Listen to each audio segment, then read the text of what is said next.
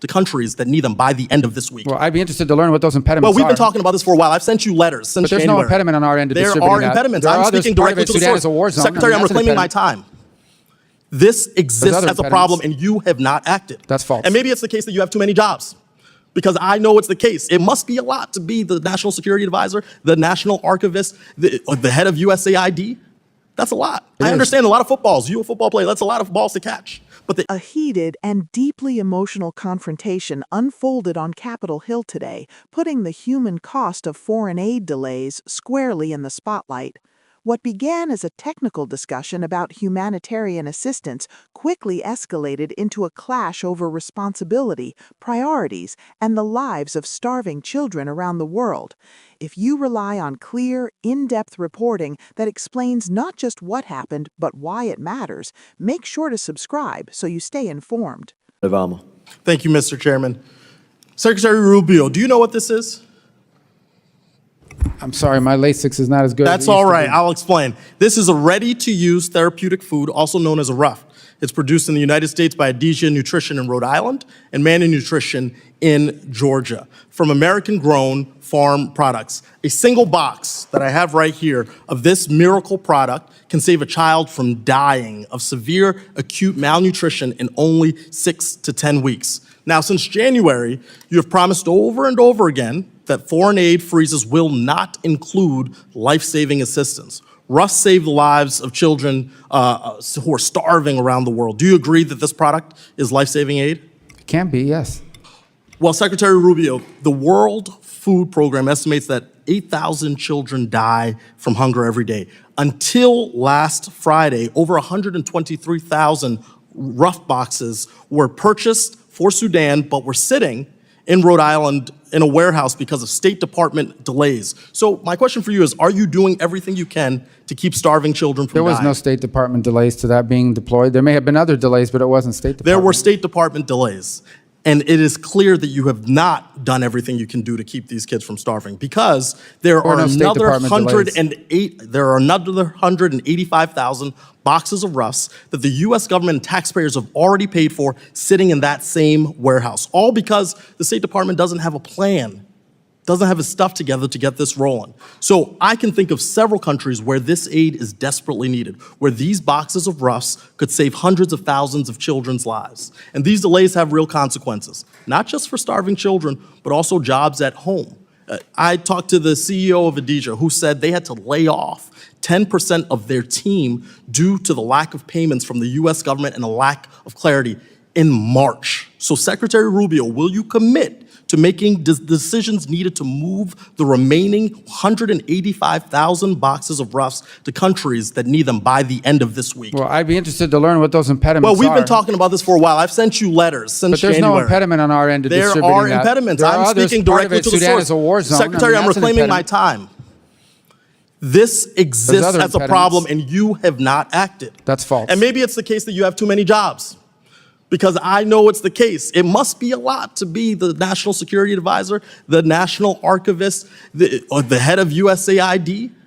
That's a lot. I understand a lot of footballs. You a football player, that's a lot of balls to catch. But the issue here is we have children who are dying. So will you commit to continuing to fund the production, transportation, and distribution of these domestically produced life-saving products to save starving children around the world? They're approved now.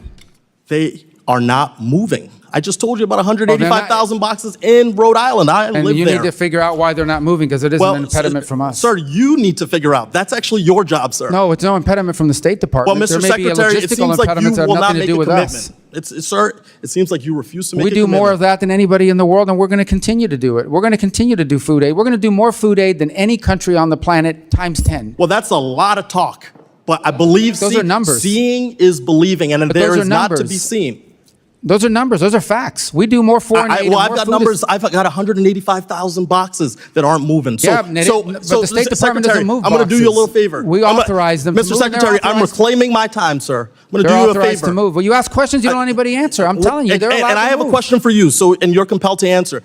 Why don't you take 10 seconds now to turn to your staff and say, let's get this fixed? My staff knows that this has been fixed. There's no impediment on the State Department side. Well, then you have not proven that to me. If the people who are affected both here domestically and around the world, are not receiving this life-saving product. They are receiving it. Look, you staked your career in the Senate on supporting humanitarian aid, but now you won't make a commitment, or you're saying things have been done that haven't been done. Commitment. You've made a commitment? We do more food aid than anybody in the world, and we're doing more today than anybody in the world. Secretary, I'm reclaiming my time. You are speaking in generalities. I'm talking about specifics. I'm speaking in specifics. We do more than anybody in the world, and we're doing more than anybody in the world right now at this very moment. That's hyperbole, sir, because this has been disrupted because of your Who does freezing more? of aid. Who does more food aid than the United States? Sir, why are you asking me questions? My job is to ask you questions. You're the one that's claiming that Secretary, I'm reclaiming my time. Secretary, I'm reclaiming my time. This is why I'm introducing the Rubio Act.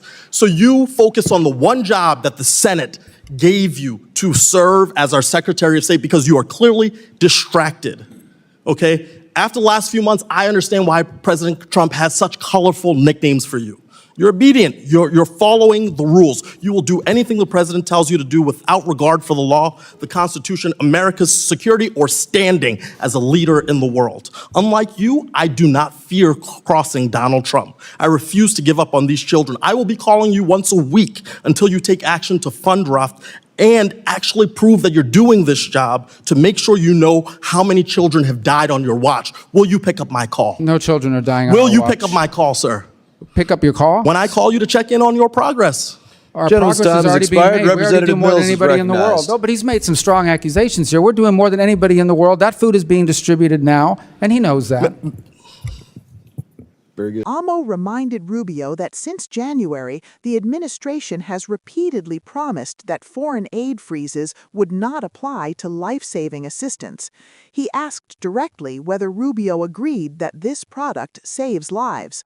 Rubio responded that it can be life-saving, but Amo was not satisfied with that general acknowledgement. He pointed to stark numbers from the World Food Program, which estimates that roughly 8,000 children die from hunger every single day. He then laid out the core allegation. More than 123,000 boxes of this therapeutic food had been purchased for use in Sudan, but were sitting idle in a Rhode Island warehouse because of what Amo described as State Department delays. Rubio pushed back, insisting there were no delays caused by the State Department. Amo countered forcefully, saying the facts showed otherwise. He revealed that an additional 185,000 boxes, already paid for by U.S. taxpayers, were also sitting in the same warehouse, unused, while children overseas faced starvation. At this point, the exchange shifted from policy debate to moral urgency. Amo argued that these delays have consequences that go far beyond paperwork. He said they are costing children their lives and hurting workers at home. He shared that the CEO of Edisia Nutrition told him the company had to lay off 10% of its workforce because of delayed payments and uncertainty from the U.S. government. If stories like this matter to you and you want to understand how decisions in Washington ripple across the globe and back into American communities, this is your moment to subscribe. Amo then pressed Rubio for a concrete commitment. Would the secretary ensure that the remaining 185,000 boxes were moved to countries in need by the end of the week? Rubio said he would want to understand what the impediments were and suggested the issue was complicated by delivery into war zones. Amo rejected that explanation, saying he had been raising the issue for months and that the problem still existed because action had not been taken. The exchange grew sharper as Amo accused Rubio of being stretched too thin, pointing to his multiple roles and responsibilities. Amo used a sports analogy, saying Rubio had too many balls in the air while children were dying. Rubio responded by reiterating that the United States provides more food aid than any country in the world and would continue to do so. But Amo zeroed in on specifics. He said broad claims mean little when tens of thousands of boxes are not moving. He challenged Rubio to take 10 seconds to turn to his staff and fix the problem. Rubio maintained that the issue had already been addressed on the State Department's end. Amo said that if that were true, the aid would not still be sitting in a warehouse. The moment became even more personal as Amo accused Rubio of abandoning a long Senate record of supporting humanitarian aid. He announced plans to introduce legislation he called the Rubio Act, aimed at forcing the secretary to focus solely on his role at the State Department. He went further, accusing Rubio of prioritizing obedience to President Donald Trump over the law, the Constitution, and America's standing in the world. Amo closed with a promise. He said he would call Rubio every week to track progress and refuse to give up on the children whose lives depend on this food. He asked bluntly whether Rubio would take his calls. Rubio denied that children were dying due to the department's actions and reiterated that the aid was being distributed. What this exchange reveals is a deeper tension in U.S. foreign policy right now. It is not just about how much aid America gives, but how quickly and effectively it reaches those who need it most. It is also about accountability when life-saving resources exist, are paid for, and yet remain out of reach. We will continue to follow this story closely because behind the heated words are real children, real families, and real consequences.